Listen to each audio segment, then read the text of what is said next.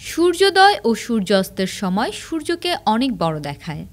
ব্যাপারটা যত বৈজ্ঞানিক তার চেয়ে বেশি মানসিক। এই ঘটনা বৈজ্ঞানিকভাবে আলো, বায়ুমণ্ডল ও মানুষের মস্তিষ্কের কাজের ফল। সূর্যোদয় এবং সূর্যাস্তের সময় সূর্য দিগন্তের কাছাকাছি অবস্থান করে। এই সময় সূর্যের আলো পৃথিবীর বায়ুমণ্ডলের বেশি পরিমাণের মধ্য দিয়ে প্রবাহিত হয়।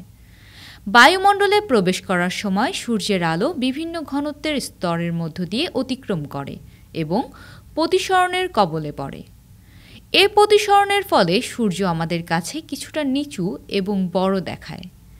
এ সময় সূর্যের আলো নীল ও বেগুনি রশ্মি বায়ুমণ্ডলে ছড়িয়ে দেয়, ফলে লাল ও কমলা রঙের আলো আমাদের চোখে বেশি প্রবেশ করে।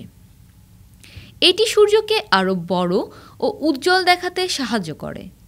বায়ুমণ্ডলীয় প্রতিসরণের পাশাপাশি একটি দৃষ্টিভ্রমের ফল।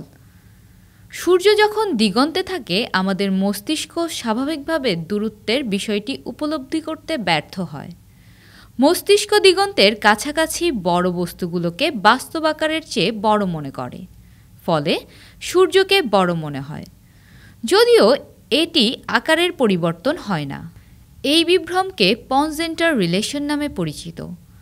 সূর্যোদয়ের সময় বায়ুমণ্ডলের বিভিন্ন স্তরের তাপমাত্রা ও ঘনত্ব পরিবর্তিত হয়। এই স্তরগুলোর মধ্যে বিভিন্ন তাপমাত্রা পার্থক্য সূর্যের আলোর প্রতিসরণকে বাড়িয়ে দেয়। বায়ুমণ্ডলের তাপমাত্রা ও ঘনত্ব সূর্যাস্তের সময়ের মতো হয়। এ কারণেও সূর্যকে বড় দেখায়।